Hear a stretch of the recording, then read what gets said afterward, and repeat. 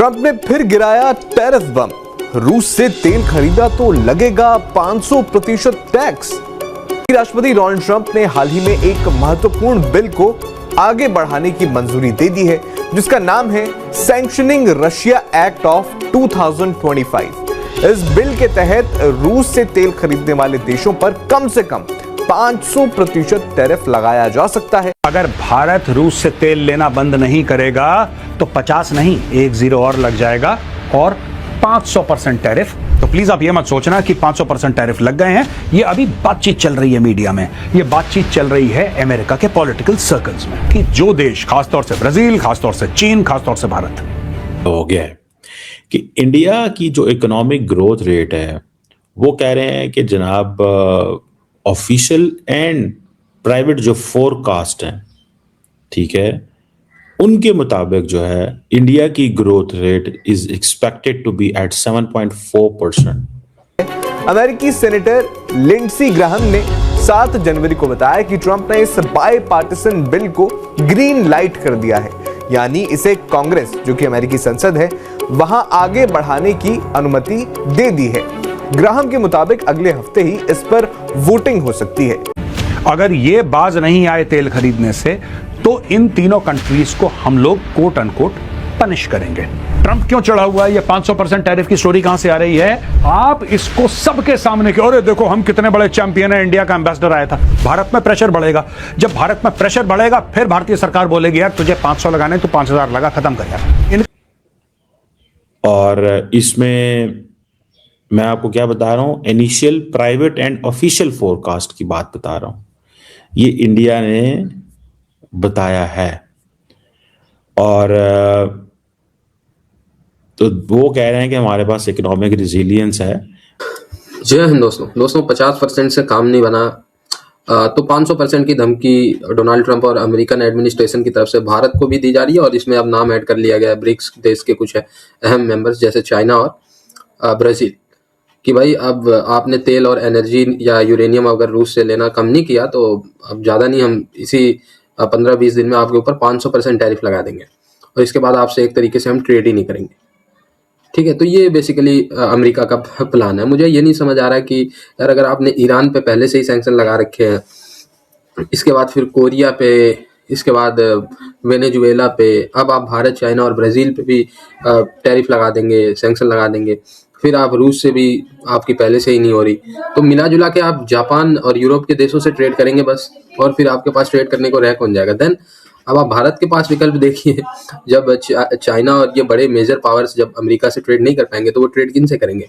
भारत से करेंगे, जिसके पास फुल कैपेसिटी है। तो मिला जुला के जो 60-62 बिलियन का नुकसान भारत को अमेरिका से होगा, ठीक है, वो कहीं ना कहीं भारत इनमें से अधिकतर हिस्सा कवर कर सकता है डे 1 से। ठीक है, इनिशियली कुछ ईयर्स में 10-20 बिलियन का घाटा भारत को होगा, भारत की अर्थव्यवस्था थोड़ी स्लो डाउन होगी, पर एट वंस टाइम, एक समय पे जब भारत की अर्थव्यवस्था बिना अमेरिका के अच्छे से चलने लगेगी तो फिर अमेरिका खुद दौड़ के भारत के कदमों में आएगा। सो 500 क्या, आप ट्रेड ही बंद कर दें भारत से, कुछ फर्क नहीं पड़ता। डोनाल्ड ट्रंप के मुंह पे दोस्तों खून लग चुका है। ये सक्सेसफुल ऑपरेशन था जहां तक डोनाल्ड ट्रंप और उसकी सरकार का सवाल है, यानी कि वेनेजुएला में जाना, लोगों को मारना, वहां के राष्ट्रपति उसकी बीवी को किडनैप करके या फिर उठाकर वापस यूएस लाना। डोनाल्ड ट्रंप ने दुनिया भर को यह दिखाने की कोशिश की है कि यार देखो मेरे पास शक्ति है और शक्ति का प्रयोग जो है वो मैं जानता हूं किस तरीके से होना है और मैं पीछे नहीं हटूंगा। वेनेजुएला के बाद अब डोनाल्ड ट्रंप ने ग्रीनलैंड पर भी कब्जा करने की बात की है।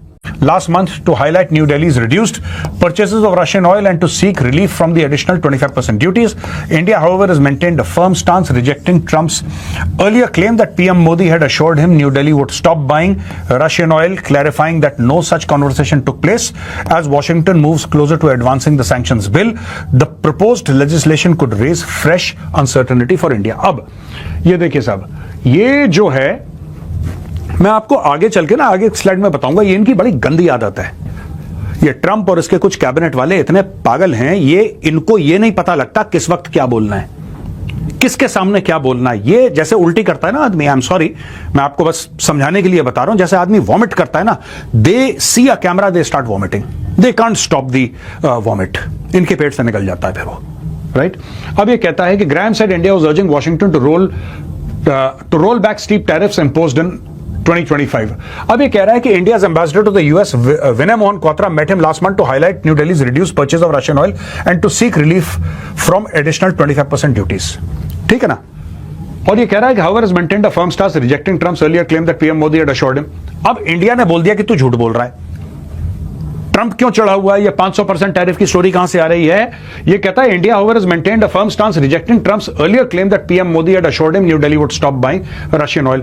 ट्रंप कहता है मोदी जी ने मुझे बोला है कि हम तेल खरीदना बंद कर देंगे. ठीक है, अब मोदी जी ने क्या बोला है वो तो मोदी जी ने मना कर दिया. गवर्नमेंट ऑफ इंडिया ने मना कर दिया कि हमने तो ऐसी कोई, he is making up stories, he is cooking up stories. Trump is cooking up stories. आप ये मत देखो कि किसने कब किसको क्या बोला. आप ये देखो कि इंडिया पैसे कितने खर्च कर रहा है और तेल कितना आ रहा है. साफ सीधी बात है यार, है ना? हाथ कंगन को आरसी क्या, देख लो कि आप हम पे बेशक टैरिफ लगा लें. अमेरिकन टैरिफ क्या नाकाम हो गई हैं इस वजह से क्योंकि वो ये समझते हैं कि ये सिर्फ टैरिफ अमेरिका की तरफ से आई हैं. That is the only reason. अगर ये बाकी यूरोपियन पार्टनर्स तो फ्री ट्रेड एग्रीमेंट कर रहे हैं ना. अब इकोनॉमी $4 ट्रिलियन की बन गई है. गो के इसमें से एक्सपर्ट्स ये कह रहे हैं कि 58% of all that economy is a domestic consumption.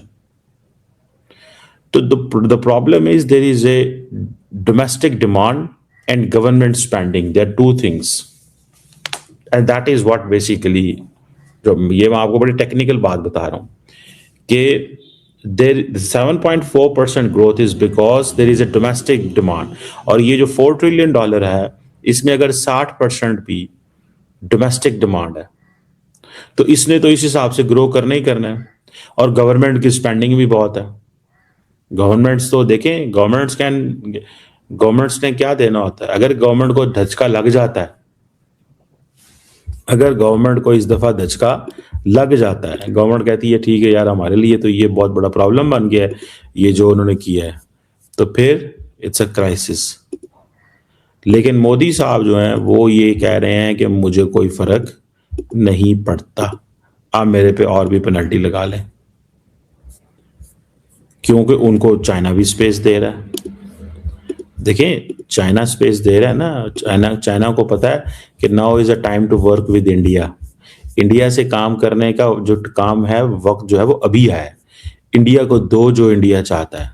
एक तरफ से इंडिया, चाइनीज को अमेरिका में सैंक्शंस हैं, टैरिफ्स लगे हुए हैं ना टैरिफ, तो उनके लिए मार्केट कौन सी खुलेगी? वो कि इंडियन मार्केट अमेरिका जितनी बड़ी मार्केट तो नहीं है, ठीक है, लेकिन द पॉइंट स्टिल स्टेज कि पॉइंट तो फिर ये है ना कि जनाब ये तो चलेगा. तो मुझे ऐसा लगता है कि ये जो 7.4% है, और अब मोदी साहब क्या कह रहे हैं, और अब पता ये भी चला है मुझे कि अमेरिकन एडमिनिस्ट्रेशन एक बड़ा कोई सीरियस बिल लेके आ रही है